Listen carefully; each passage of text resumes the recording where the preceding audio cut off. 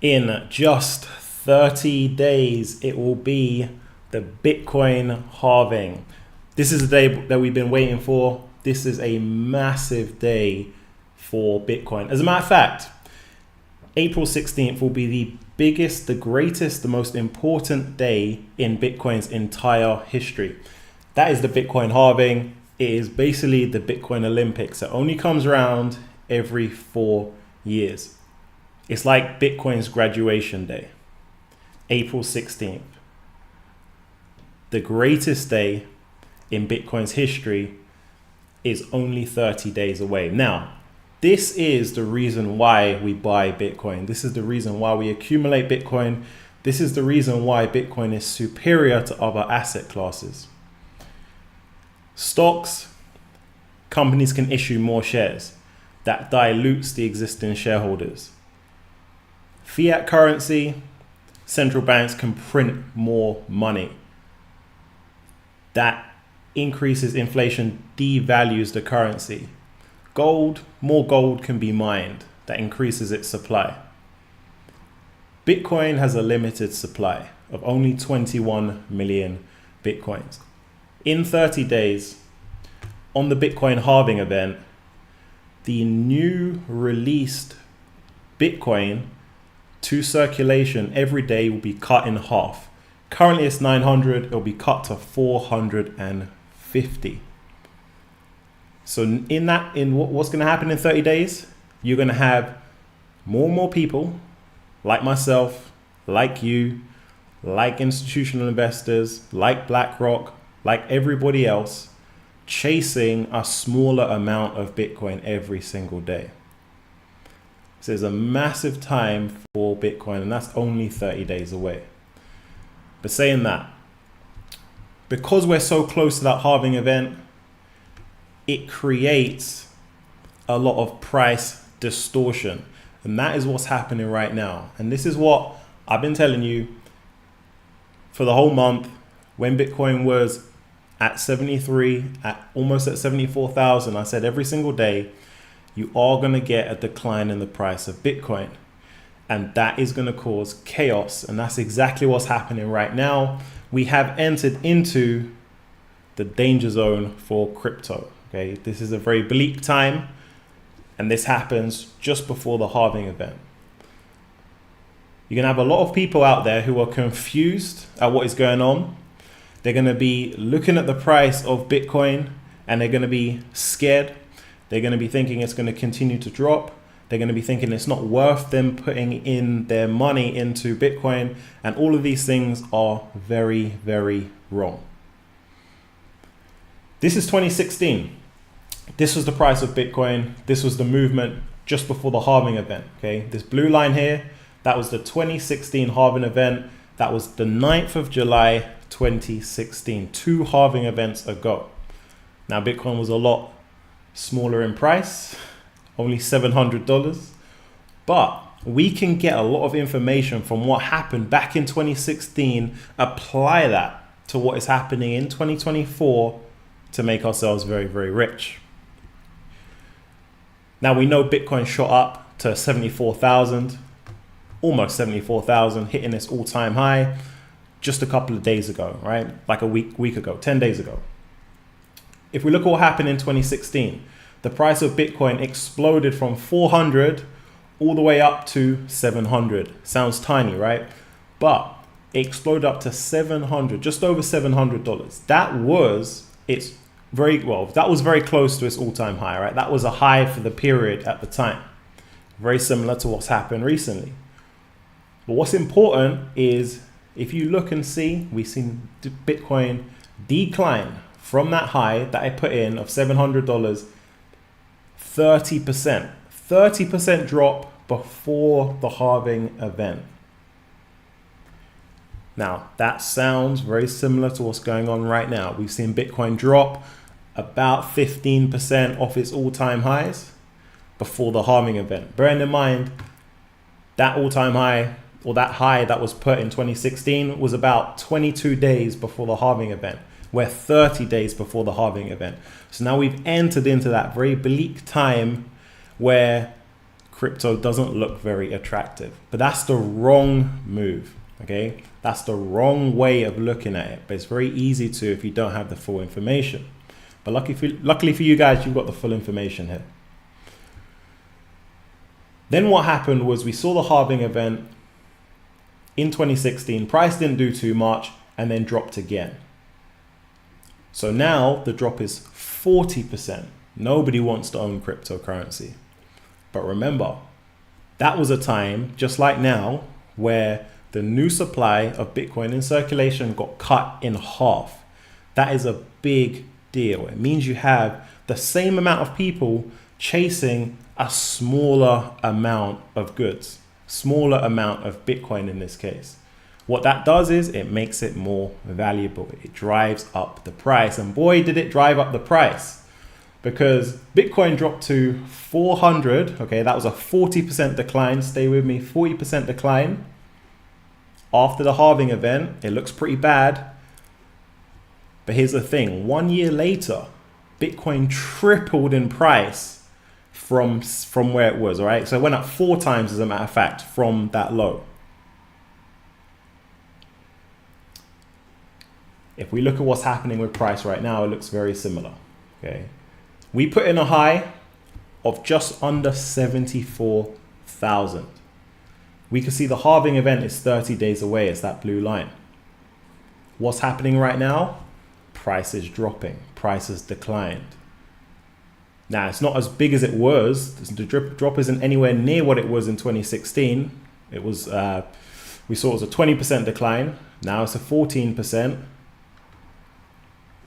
But we should expect that because Bitcoin has matured over the years. Okay, it's not 2016 anymore, it's 2024. A lot has happened since 2016 to warrant less volatility in the price of Bitcoin, more stability as we move into the halving event. This is something that I've been telling you guys every single day for the whole month of March, every single day. When Bitcoin was at 73,000, I said we are going to get a pre-halving sell-off, and it is going to look bad. It's going to look terrible. It's going to want to put you off Bitcoin. But that's all part of the greater plan here, because if you're able to accumulate as we are in this drawdown period, you will be very, very well off when the price of Bitcoin doubles. And that's what you want. That's the aim. That's my aim for you. So we still have some time before the halving event. We've still got a good 30 days. That doesn't mean price is going to drop for 30 days. But it just means that this first leg of selling off is here. Okay, this first leg of decline in price is here. What it's done is it's shaken a lot of short-term traders, shaken a lot of people who bought at the all-time high that didn't have the right information going into the halving event. They are now cut out of the picture. Okay, we've had a purge, and the existing pool of holders of Bitcoin will be greatly rewarded. Okay, it's all part of the bigger picture here, the bigger purpose. So it's very similar to what is going on in 2016. So this is just a natural course of action. History often has a lot of gems that you can use in the present to predict where price is going. That's exactly what we've done here. More on that in a bit. But check this out. The world's largest pension fund, which is in Japan, that holds $1.4 trillion, is considering adding Bitcoin. So in a time where Bitcoin is selling off 15%, and a lot of people do not want to hold Bitcoin anymore, we have the world's largest pension fund considering adding it to their existing fund. So this is a very simple story.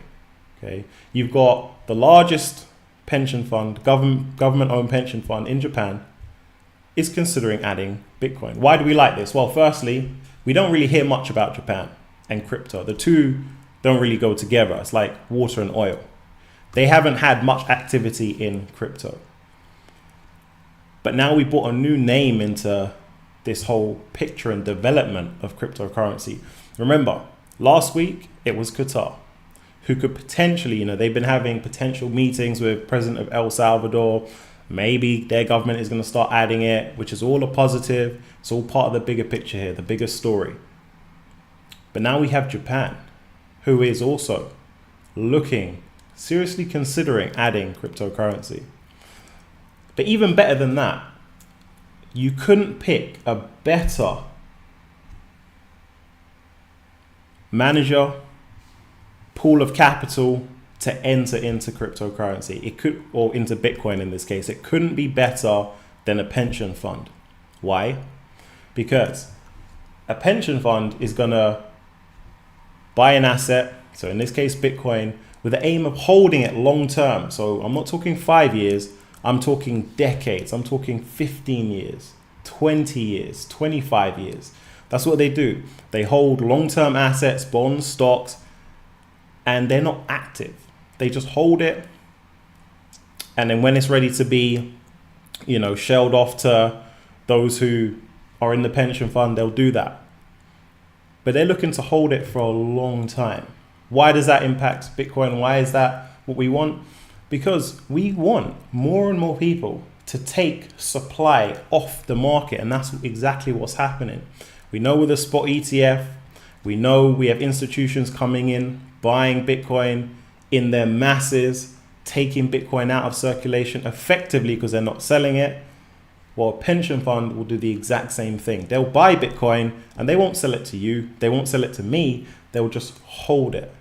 And that's what we're seeing more and more and more. We're seeing more holders, more hodlers of Bitcoin rather than more traders. And when you take Bitcoin out of supply, out of circulation rather, it makes the existing pool more valuable. It driving up the price of Bitcoin. And these guys have a lot of money, all right? That's 1.4 trillion. That's a huge amount of money. As a matter of fact, Bitcoin's market cap is like 1.2 trillion. Not saying they're going to put the whole 1.2 trillion in, no. But even if they were to put in 5% of that, massive amount, 2% of that, huge amount, all right? That's hundreds of billions added to Bitcoin. And this is all just part of that maturity story of Bitcoin, where we're seeing more adoption, more accumulation, more participants all coming in every single day. This is just another one who's just added to that longer term story. Whether or not they buy, we don't know. Time will tell. But this, again, is just a signal to the rest of the market that, look, global nations are serious about cryptocurrency. This isn't 2016 anymore where it's a speculative asset. More and more of the world is viewing this as a true store of value. And it makes 100% sense. The more you know about Bitcoin, the more you realize how powerful this is, and the more you realize how much further the price has to go. So that's why you've got a lot of these nations looking very, very seriously at Bitcoin. So that's the message to you, to look seriously at it yourself, to really continue or start your accumulation plan wherever you are on your journey. It's still early in your journey if you haven't even touched Bitcoin, to accumulate. Because you'll be accumulating before Qatar. You'll be accumulating before Japan's largest pension fund. And by the time they get in, the price will be higher. Now, thinking about this makes me think about what other governments are involved in crypto. Because you realize how few are involved even till this day. We know El Salvador, they have about 5,000 Bitcoins and growing. That's not a crazy amount, right? But they are adding 1 Bitcoin every single day. It still won't be a massive amount by the end of the year. But they're a small nation. But they have set the tone. They've set the precedent. You have the US that actually holds 1%, surprisingly, 1% of the entire supply of Bitcoin. However, they didn't buy it for investment purposes, to stack it as a store of value, because of some sort of seizure that happened, right? So they seized a whole ton of Bitcoin because of some sort of incident years and years ago. But they still own 1%. Okay? So that 1% isn't shifting. You've got Ukraine, who owns a decent amount. Now you might be thinking, why does Ukraine hold, 50,000 Bitcoin? It's because of the war and the donations. So they've stacked up crypto Bitcoin, and they're unlikely to sell that, right? Because again, that's increased massively. If you think all the donations flooding in from 2021, 2022, it's 4 times more valuable than it was back then, right? So they'll probably just hold that on their balance sheet. Again, more cryptocurrency that isn't moving. And that is a theme, that's a trend. You're going to see more and more and more and more and more Bitcoin not moving, which is a massive, massive plus for Bitcoin to get to that 100,000 and beyond in price. All right, the UK have some as well, but there's not many government related entities that own much Bitcoin. So it's still very early in this story of governments, institutions actually owning Bitcoin. We have seen a 15% drawdown. That might look scary. That might look like there is more to come. That might look like it's the end of Bitcoin, but it's not. Again, that's the surface level stuff. You want to have an idea of what's happening underneath the surface, because it's what's happening underneath the surface that is more important than the outer, right? Surface level, it doesn't mean anything unless you're trading it. Underneath the surface, we have BlackRock, which is the entity that owns pretty much the most Bitcoin in the world. That's why we talk about them. You want to know who owns the most? That's a big deal. They bought yesterday another 6,700 Bitcoin. Remember, the new amounts of daily Bitcoin that come into circulation is only 900. And here they are buying almost 7,000. So what's that? 8 times the supply of Bitcoin. And then that supply will be cut in half to 450. So then what would that have been? 16 times the supply, let alone everyone else. So BlackRock and its investors and its asset managers, they continue to accumulate. Okay, so this drop in Bitcoin is a blessing. You want a lower price, right? I mean, if you're accumulating, it doesn't really matter, but the low prices you can get, the more you can stack, the better it's going to be when Bitcoin 2x's, 3x's, and that is coming. It's not easy to see it right now because it's down 15%. It was down yesterday. Today it's down. We'll get onto that in a minute. But that 2x, that 3x in price is coming. You saw what happened in 2016. Bitcoin has evolved a lot since 2016. It was more volatile back then, yes, but now it has more stability, more credibility, more use cases. It's adopted by a much more capitalized, a much more smarter, much more wider pool of investors. And it's seen as a store of value now. It wasn't back then in 2016, it is now. So BlackRock continue to buy. That's a signal to you to follow what the smarter money is doing, okay? The dumb money is selling, the smart money is buying. I know what side I want to be on. This is another ETF owner right here, or affiliated. So he's saying 19 billion in inflows into his ETF yesterday. Okay, that was a sell-off day. And he's excited to see RIAs and traditional investors accessing the space. But the point is, these ETFs, they're seeing massive, massive amounts of inflows. So regardless of what the price is doing on the surface level, you've got the institutions, the asset managers, the money that understands cryptocurrency buying. So the money that doesn't understand cryptocurrency is selling. The money that understands Bitcoin is buying.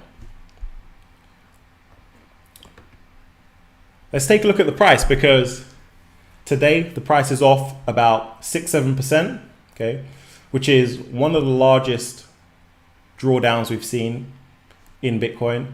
As a matter of fact, it's like the third largest from looking at it in the last couple of months. So it's a significant day. But saying that, if you wanted to have an idea of where price is going, I mean, looking at it right now, it might look like it's got a lot more room to fall. If you apply your fib tool on here, this is just a tool that just gives you an indication of levels at which you should expect price reversals. And in this case, what do we want to see? We want to see a price reversal. We can see that the price perfectly whipped off the 50% retracement level. So what does that mean? It means that in the last run, okay, from the low to the high, we've seen price come down 50%. And it's whipped off that perfectly. It didn't just do that randomly, okay?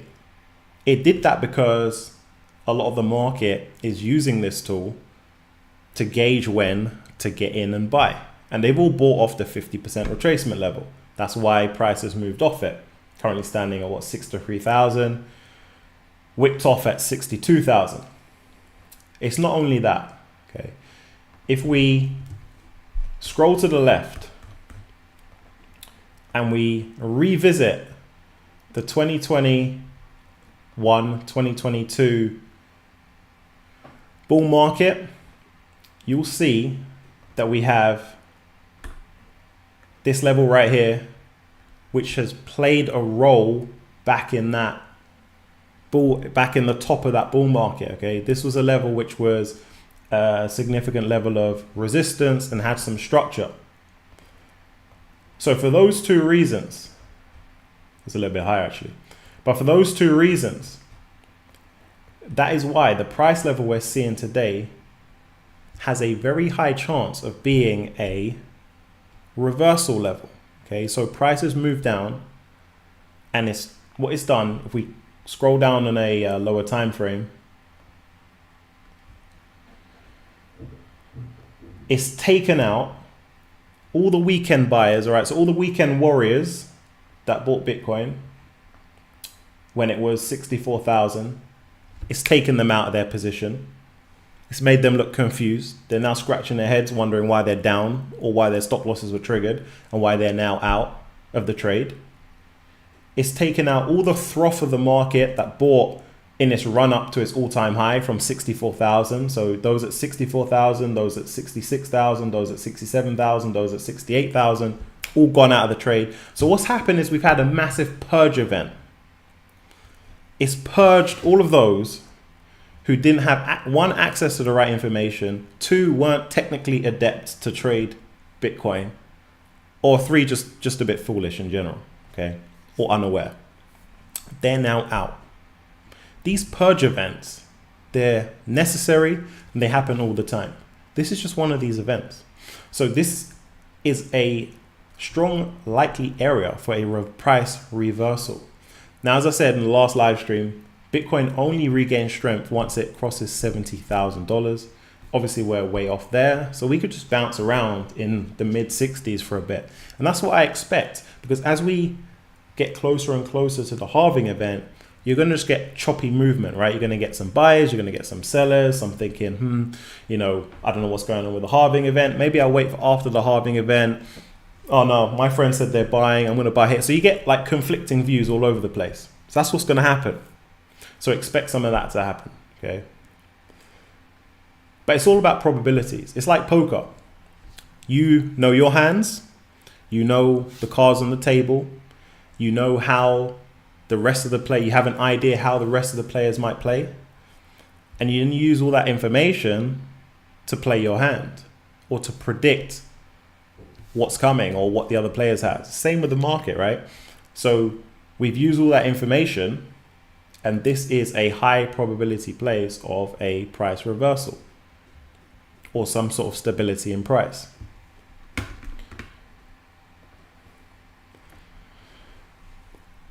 Check this out. Grabs, which is a super app. I've never heard of them. They're based in Singapore. I've never been to Singapore. I'd love to go. But it's a super app out there in Singapore that has now made cryptocurrency payments possible.